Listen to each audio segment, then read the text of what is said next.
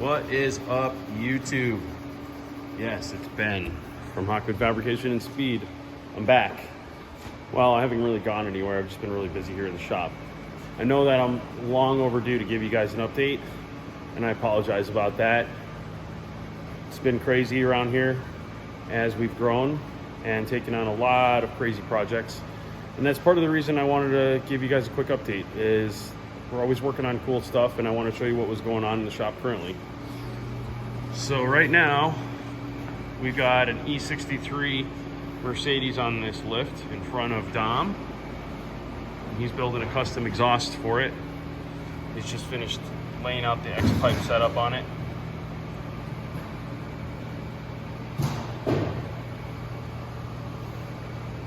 So that's what's going on there. And yes, you'll get an update on the Black Zenith that'll come here in a little bit. You guys may recognize this car, being that it was all over YouTube. This is Jasmine's Evo. Not that she owns it anymore, but this customer came in looking for some help with their intercooler piping and also mounting of this dry sump can, and also plumbing it. There's a lot of stuff going on in here, but we built this intercooler piping and also custom exhaust, turbo back exhaust on this bad boy. It's 3.5 inch, featuring all kinds of vibrant goodies, of course.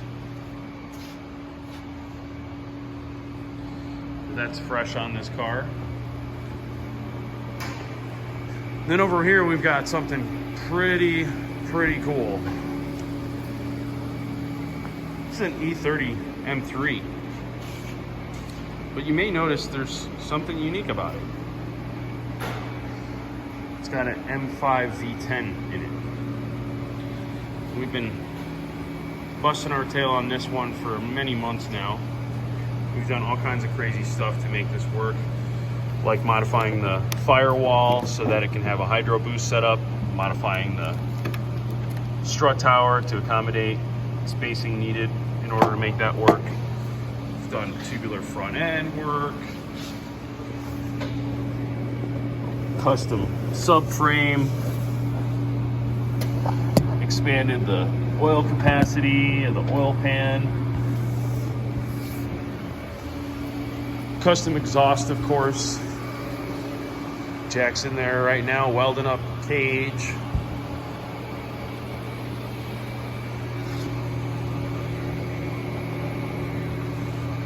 This one's really crazy, but if you're following us on Facebook, you'll get a chance to see more of this later on as well. CAE shifter,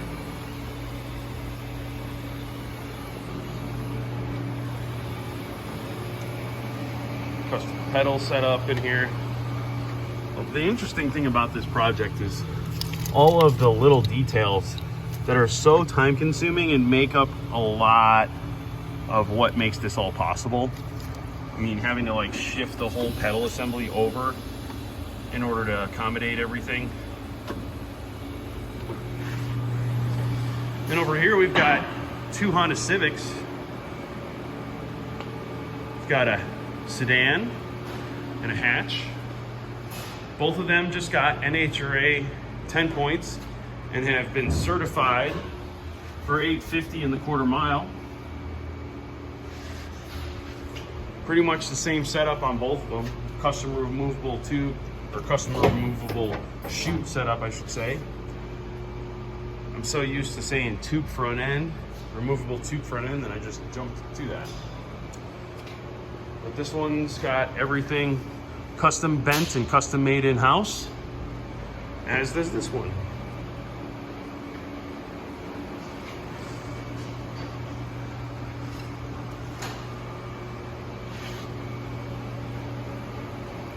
This one's also stamped. Certified. Good for 850. And it too has a removable chute setup on it.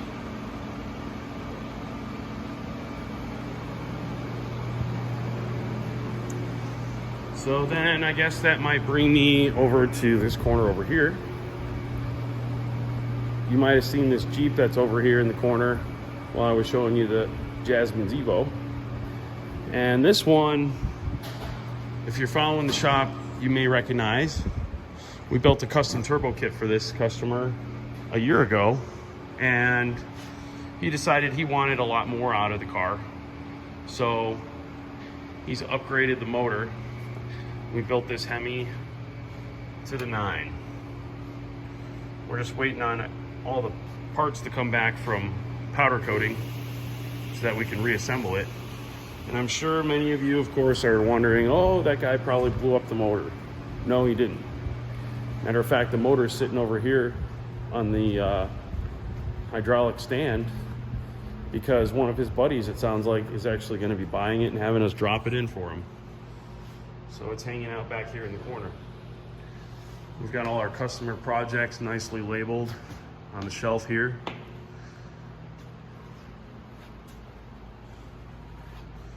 So this is pretty much standard around the shop.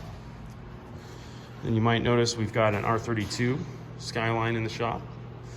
This is actually not a customer's car. This is Jack's car, one of our team members. He's in the middle of doing an engine rebuild on it, along with finishing up all the other eccentricities that he wants done on it. From interior to suspension, he's doing it all. And then that would bring us to this guy, Black Zenith. I'm sure many of you guys are eagerly awaiting an update on this car. As many of you know, we broke into the 7s at the end of last season, putting us at number 7 in the world and 4/10 away from the world record. So you may think we're gonna just jump back into the saddle and try and take a stab at that world record, but you'd be wrong.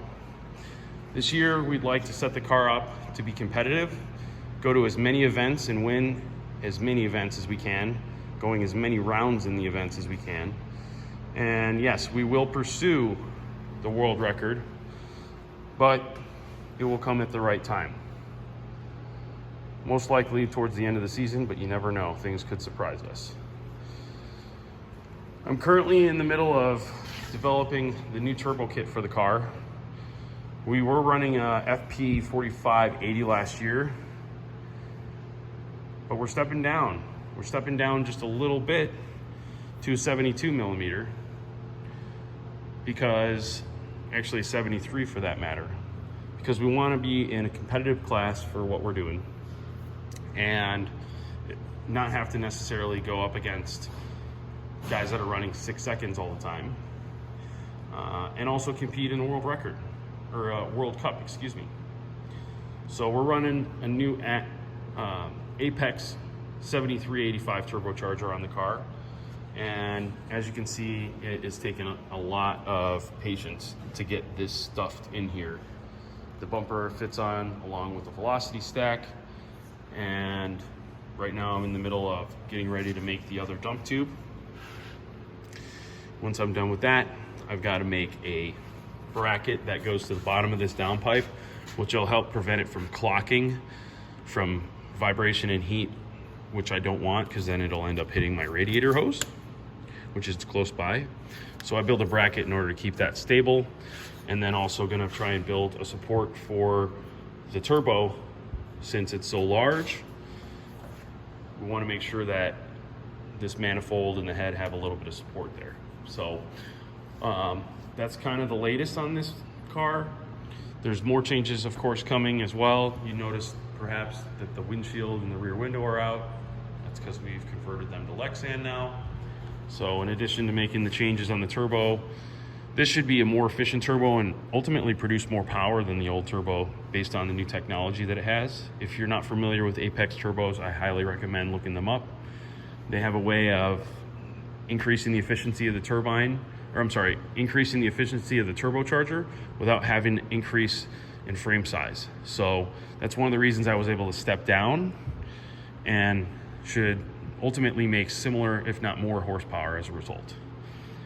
You may be wondering why I don't have one of those long runner setups that's pushing the turbo in a weird place or closer to the front of the car.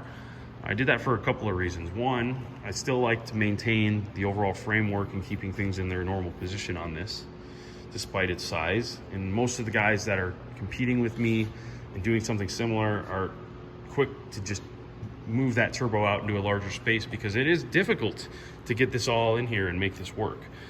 But the main reason that I did this is because A, it's gonna keep the weight down, and B, it's gonna keep more efficiency in the system.